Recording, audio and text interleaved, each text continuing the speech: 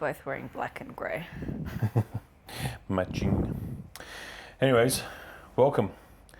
Welcome back, I should say, but also a fresh welcome to our new podcast. We tried to do this previously and failed miserably at keeping on track and on a schedule. Well, we didn't really discuss a schedule. It was like, let's record one. Yeah. And then it never again. And then never went to anything else. But we're back and we're here with a new podcast, new name. So welcome to episode 1 of Between Sets and Schedules. That's what we are calling ourselves. We are your hosts. I'm Patrick. And I'm Raquel. Yep. That's so weird. Yeah, this is gonna be interesting. But anyways, welcome to episode 1. Today, we're just going to be discussing basically who we are, why we want to do this, and give you like a brief rundown of what our plans are, or should I say what my plans are with this podcast. I'm just tagging her along for the ride. And yeah, we've set a schedule, so hopefully these will be more regular, and just something to bring to the people, to bring to the audience, to ease your minds and give you a little bit of insight into what it's like being amateur bodybuilders that want to achieve super high in the sport, while also still having regular jobs and not being Instagram famous. So, yeah. Not having 10k followers. Yeah. Well, it's not just about the followers, but it's about the sponsorships and stuff like that. But we'll get into that. So let's break it down. So Raquel, why don't you tell the people what you do for work and what your goals are in the bodybuilding world? I haven't even prepared. That's the whole point of a podcast. I know. You don't need to prepare. It's No, like on the usually fly. you have like a list of like dot points you want to talk about. What I do for work. I am an aircraft maintenance planner at Qantas. Without going into too much detail, just like your car gets serviced, your aircrafts need to get serviced the same. So I manage that on a... Don't show your butt. How rude. I manage that on a day-to-day basis. It's a shift work position, so I do 4 days on shift and then 4 days off shift. I've been in the industry for 14 years now. With Qantas for 14 years, different sides of the business, but that's where I've landed now.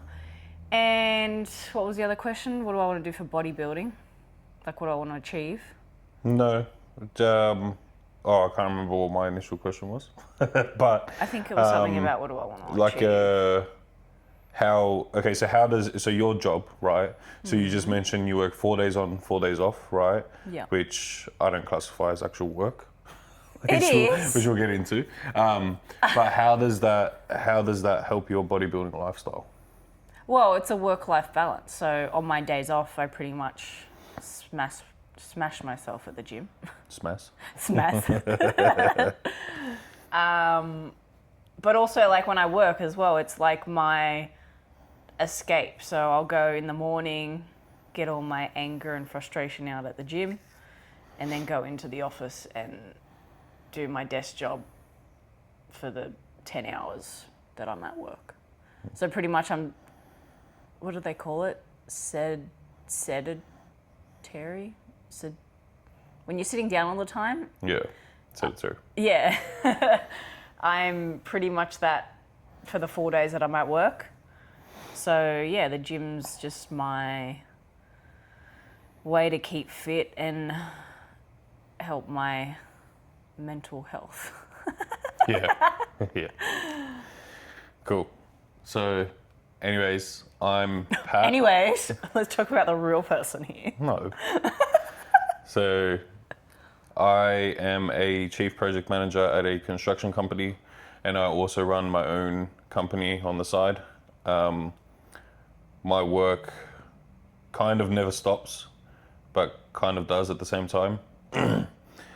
Recently, so only this past year, I would say, or the past 7-8 months or something like that, my role has actually changed within like the construction company and into this project manager role, whereas previously I was like on site more often, whereas now I'm only on site like a couple of hours a day, maybe a few hours a day, and then the rest of the time is spent in office, so which is at home, doing all the back end, answering all emails, talking to consultants, to make sure that the projects run smoothly. And then, yeah, like I said, I run my own company as well on the side. So essentially, like I wake up pretty early, so I get started with work at about, I'd say 5 a.m. while I'm doing my morning cardio. So I'll like check my emails and start replying to emails on my phone. So yeah, that's at about 5 a.m. That job will normally finish at about 3 or 4, depending on the day and what's going on. Could sometimes run later. And then my side, like my own business, I'll run in the afternoons during the week or on weekends. So there's some weeks that I'm working all 7 days. There's other weeks that it's just Monday through Friday. Just because you work 7 days doesn't mean you work harder than me, though. Yes, it does. No, I'm just waiting. No, it doesn't. It doesn't. But we both know that my job is harder than yours. But it's not a competition. Like I never said it was. You're the one that brought it up. No, because when I was talking about my 4 days on, 4 days off, you were like, "That's not work." Well, yeah, it's relative to me. That's my work. Sure. I've been doing shift work for like 7 years now. I enjoy it. Yeah, I know. I'm just saying. That's my work. To me, it doesn't classify as work because you get 4 days on and then 4 days off. Yeah, but I'm doing a consolidated amount of hours. So I'm doing 10-hour shifts. Oh, wait, you still work? Yeah, don't worry. Disregard. That's all I'm saying. But that's your own business anyway. All I'm saying is, yeah, like to me, your job is easy, right? Your work schedule, your times and stuff like that is easy compared to what I do. Like, yes, like now that my role has changed and I'm at home more, it's helped out, but it may look like you might think that I'm not working, but I am working. And then how many times have we been sitting like watching TV or something and I'll get a phone call and I'm like, yep, cool, I gotta go. When are you gonna be home? I don't know. Like, how many times does that happen? Yeah, I get it. Yeah. Like, I know, but I'm just saying, we both work hard. Okay, sure. It's not a competition. I never said it was. You're the one that said it was. So yeah, that's our lives. Bodybuilding. Yeah. And then so in terms of like the bodybuilding lifestyle, I just try to do everything I possibly can whenever I'm free. So because I am home more, it helps me with my meals. I'm not prepping all my meals kind of beforehand and packing them in a lunchbox to take with me. So that side of things is pretty good. I do have days where I do have to do that. But it is what it is and I just get it done. And then same thing with the gym. Like if I get a chance to go earlier in the day, I'll go earlier in the day. If not, I'll go later in the day. It kind of just depends on how the day goes. And then, yeah, that's, I just do everything I can. So the reason why I'm up early every day is because I'm still doing faster cardio. So I'll get up every morning at about between 4 and 5. I'll go to the gym, I'll do my cardio, my mobility work, then come home and kind of get my day started. Even though I said I kind of start while I'm doing my cardio. And then, yeah, try to fit everything in, meals and training in the day as the day goes on. All right, so the next question is, the next talking point is how we both got into competing. So I'm going to start because Raquel's going to say something completely different, right? And she's not going to agree with what I'm saying. So I've been training since the age of like 13, 14, and always loved training. It was the year before COVID. I was living with my brother at the time, and like we both trained together, so we loved it. We both said to ourselves, look, let's compete. It was my brother's bucket list thing to do. I always wanted to compete as well. So we're like, yep, cool, let's get lean, let's compete. And then unfortunately didn't get to do that because COVID, lockdowns, everything like that. So we didn't get to compete. Then when me and Raquel started dating, which was shortly after that, you were already in prep when we started dating for your first show. That's the reason why you wanted to date me. Yeah. And then, so Raquel will say that the reason that I started competing is because I did it. Is because she competed. Which, He's a copycat. Yeah. Which isn't true because I wanted to compete beforehand. Sure. But going through her prep, like in helping her, and then going to her show really motivated me even more. And then I competed the year after you competed. Yeah. Yeah, it was my first comp. So, yeah, and then haven't stopped competing since. And that was what, so four years ago now? Yeah, 4 years ago. So, yeah, I still compete. Unfortunately, I haven't won anything. I got a third place in my first show. Doesn't really count. Not really, because there was only 4 people on stage. So I don't classify it as like it counting. But it is what it is. It still counts. Yeah, she says it counts. I say it doesn't. But anyways, I still compete, and I still am going to compete because I love the process. I love the lifestyle that I live. I love the process and the man it has made me by going through this bodybuilding lifestyle, preps, off seasons, everything like that. And I like the person that I am because of it. So that's my story. Now you go. Why did you get into bodybuilding and competing? Well, same kind of thing. It was like during COVID. I was prepping for, was it a full or a half? I think maybe a full Ironman. I wanted to do a full Ironman because I did a half Ironman. So people that don't know, a half Ironman is 1.5K swim, 90K bike ride, and a 21K run. Yeah. Fuck that. And the full was, I'm pretty sure it was 2.5K swim, 120K ride. Jesus. And then a 40K run. So I was kind of in the process of doing that. And then I broke my ankle. Outside of the sport. She broke her ankle. I did it. She broke her That's ankle another story. outside of the sport. That's another story, how I broke my ankle. But anyway, broke my ankle, was going through rehab and started to lift weights and get back into like the gym side of things. So before that, I was doing a lot of cardio, obviously, to train for triathlons. I wasn't really doing many gym workouts. But then when I had to do my rehab for my ankle, I started going to a gym that specialized in, I'm going to say like rugby league teams, like kind of agility, like I guess kind of like CrossFit, I guess. I don't know. It was a weird gym. They did like everything. But anyway, during the process of my ankle, I started to follow people on social media and they were doing bodybuilding, and that's how I kind of like grasped onto it, I guess. And then I signed up with a coach and just said, this is what I want to do. I want to do a bodybuilding show, like first one. I don't know what to do. It was your obvious ICN. So I competed for, well, I was in prep for like 26 weeks or something. Didn't do any build or anything, just went straight into like prep. Didn't know anything about the sport, didn't realize you had to like measure your food, like any of that, because this was my first one. did my ICN comp, absolutely loved it. Loved being on stage.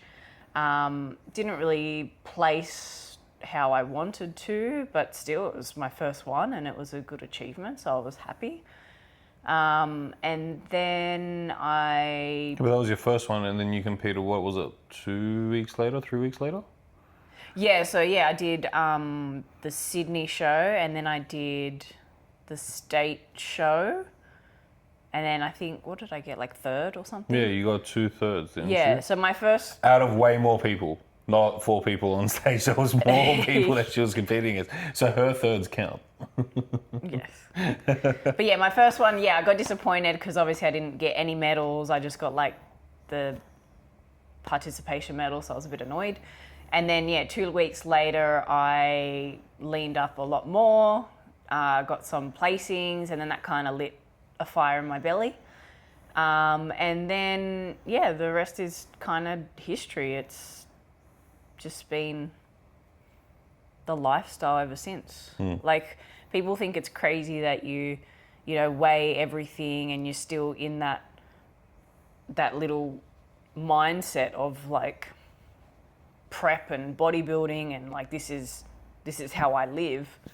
Like I know when obviously if you go, being a bodybuilder, if you go to your parents' place or whatever, they're just like, oh, why are you still measuring food? Why are you still eating that healthy food? And it's funny that it's like, well...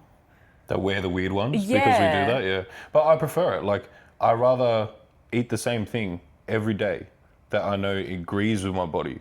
And it's just easy. I don't need to think about it. It's like, oh, what's for lunch? Like, like lunch is meal 3 for me out of 6. Like, and it's like, I know that I'm eating chicken and rice from I meal get 3. like that's 100%. But like people during the day, like I remember when I used to live at home with mum and dad, like the same thing. Like every day they'd have like certain meals that you would eat. So you're still doing the same thing, but you're just not weighing it out. You're just like guesstimating. Oh yeah, I'll have 2 chicken schnitzels, and then when you think about it, you're like, oh shit, that's like 600 calories. Yeah, it's a lot. Yeah. And you don't think about that. But now, like looking at things, I'm like, ooh, and like because obviously doing it for a long time, 4 years, you kind of, how many calories are in certain foods and stuff. So roughly, even like when you go out, you kind of go, oh, if I have this amount of chicken or this amount of steak or this amount of chips, that's eating into a certain amount of my calories. Like I'll have to like pull from other places. But anyway, that's a whole different story. I'm going into a tangent. Way big of a tangent, which we'll get into another episode about how healthy/unhealthy we are with foods and the mindset behind it. But for now, big tangent. Yeah, I know, big tangent. Anyways, back to competing, right? So what category do you compete in? Because you never mentioned it. I never mentioned it either. So I did bikini. Well, I still do bikini. But instead of ICN, I have transitioned into FMG. So a lot more flowy. There's not really any mandatory poses like you have in your federation. It's more just showcasing your body in a way that's going to give you points and It's more glamorous. Yeah, it's more like a Victoria's Secret of bodybuilding. Yeah. Victoria's Secret with muscles. Kind of. Because you do, because you do bikini, whereas it's more streamlined, whereas bikini athletic, what would you want to go into bikini athletic? I think that's the goal. Yeah, which is more muscle. Yeah. Right, more muscle, more defined muscle, more lines, more separation. Yeah. More striations. That's the compared aim. to bikini. Yeah. So what would you say that's your long-term goal? Long-term would be like going into fitness. Oh yeah, that'd be sick, yeah. Yeah, that's long-term. But like, this prep that I'm going to do this year, I just want to see how lean I can get if I can get to that level of bikini athletic, and then decide a few weeks out whether it's bikini athletic, or both. See where I place. And then next prep. Go from there. Yeah. Whether it's like have a big off season, build muscle, or whatever it might be. Okay, I've talked enough. Yeah. You have. Da-da-da-da-da. Now you got to talk about yours. I don't even remember the question. This is like a quick summary of how this podcast is going to be. It's me. I'm going to ask the questions to Raquel. She's going to answer them. And then I'm just going to have to ask myself the question and answer it myself. She's not going to ask me any questions because she doesn't care. No. I care. I just don't know what the question was. Anyways, so I have competed in classic physique pretty much my entire, every show that I've done. My first show I did classic physique and bodybuilding. Oh yeah, I forgot you did that. Yeah. It was more just to get like the stage experience. And yeah, I love classic physique.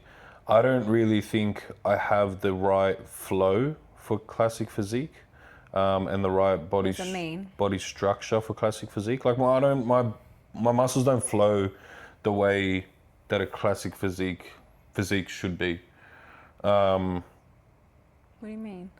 Well, there's a category, like there's a classic. The reason why classic physique was created was it's not to be as big as possible. Like your muscles need to flow from head to toe. You can't really have any overpowering muscles, and it just needs to like symmetrically look good. And there's like a classic look. Like the people that know will know what I'm talking about. Like, I know how to explain it. Maybe in like future episodes I'll go more into it. But yeah, like you need to have a classic look. And then unfortunately I'm not big enough to go into the open, like to go into bodybuilding just yet. But I think that's my long-term goal. My long-term goal is to be like huge and be like super competitive in the open category. My short-term goal is right now I'm in an off season. I'm not competing this year. And I know I've said it before on my YouTube channel, but I'm going to mention it again here. So I'm taking this year off completely to try to put on as much muscle as possible, to see how I stand once I do decide to prep and do cut down, to hopefully kind of grow out of classic physique and go into the open category, into like the bodybuilding category. So I'm going to see how that goes. Right now, everything's moving like really, really well. I'm the heaviest I've ever been and still relatively lean. Like I'm like bodybuilder fat kind of a thing. Like not fat to... You still got abs. Yeah. Like so I'm pretty happy about that. And everything's moving quite smoothly. So just want to try progress this for as long as possible and then compete next year, whether that's at the beginning of the year or the end of the year, I don't know. Most likely the beginning of the year. Next year, season A, in the IFBB. So I compete in IFBB and PC.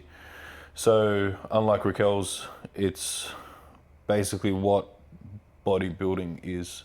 Like when people think of bodybuilding, they think of like the Mr. Olympia or like the Arnold Classic. They're like the biggest shows, and that's the IFBB. So very different to FMG. There's no glamour involved. There's no sexiness involved. It's basically come in as big and as shredded as possible within your certain criteria, and that's how you win a show. But yeah, that's basically us. Yeah. But yeah, so our plans for this podcast, and like I mentioned earlier, the reason why I've wanted to do a podcast for ages. I've roped her into it, and we've said I wanted to do it, but I get lazy. Yeah, so that's why I'm like... I didn't want to say it earlier, but now that she said it, so this is the reason why the first time it didn't work, because she's lazy. And I'd be like, want to record the podcast? Like, we're not doing anything. And she'd be like, no. But I'm like the unlaziest person ever. Yeah. Like it's... Yeah, I know. It's the weirdest thing. Yeah, I know. Like once you stop, you stop. Yeah, like I'm done. It's like... But if you don't stop, you keep going. Because that's like me. Yeah. Like, I'm the same. Like but as soon as I'm like, shower, lounge... It's lounge. Do not talk to me. Yeah, it's lounge do until not talk bedtime. to me. Do not look at me. Just let me... Yeah. No. Yeah, so that's our relationship in a nutshell. But yeah, anyway, so we're like this time this time around, I'm going to hold her accountable to it. We've got a schedule set of when we're going to... Well, yeah, that's the other thing. Like, if it's in my How many calendar... times are you going to cut me off? Just quick question. A few. No, it's good. It's good. It's going to be a good dynamic. Like, we might get into arguments, most likely, but it will be a good laugh. Yeah, so there's a schedule. It's in her calendar, and if it's in her calendar, then... We do it. We do it. Yeah.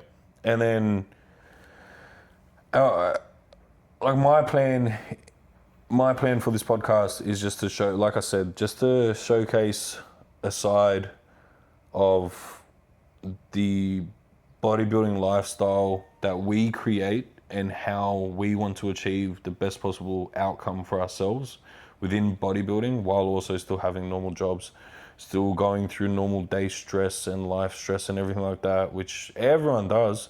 But kind of like the only podcast that I watch, it's people that are like They're trainers. Yeah, either pros or they're trainers and they're coaches, and they have like more of a free time schedule. Whereas we don't. Like, we answer to somebody. In my own business I don't, but like that's on the side. So we both answer to somebody at work. We all have things that we need. We both have things that we need to get accomplished while at work, which sometimes Takes a toll. It takes a toll, and then rolls over into our day-to-day lifestyles outside of work. And yeah, we just want to showcase that with everybody. And like you've seen, our cats might be in the video from time to time, just running across.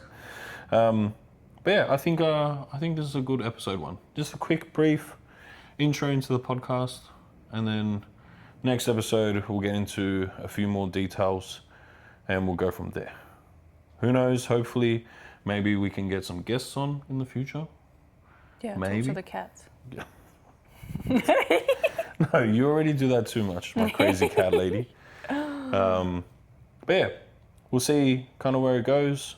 Nice, relaxing conversations, a little bit of arguments and different... We don't argue. It's not argue though. Like, yeah, it's not arguing. It's more like just different perspectives. So it'll be a good thing to showcase. Like, face. I didn't hear you. You were so close. That was her tail. You like brushed my... My hand was here. Okay. Anyways, yeah, different perspectives. A guy's perspective, a girl's perspective. Like I said, I'm in the off season. Raquel's going to be starting prep soon, so she's probably going to get more grumpy as these podcasts go on. Yeah, but I'll look really nice. I made you change your shirt for this. You... No, but that's not what I meant. I'm more than happy to do the podcast in my pajamas. I don't really care.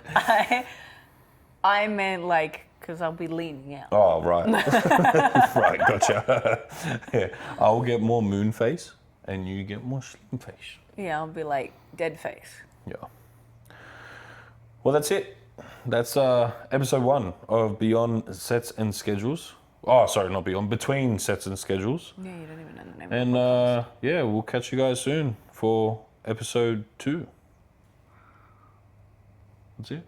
We're going to come up with a way to exit these videos. Yeah, that'll come later. Yeah, that will come later. All right. Peace out.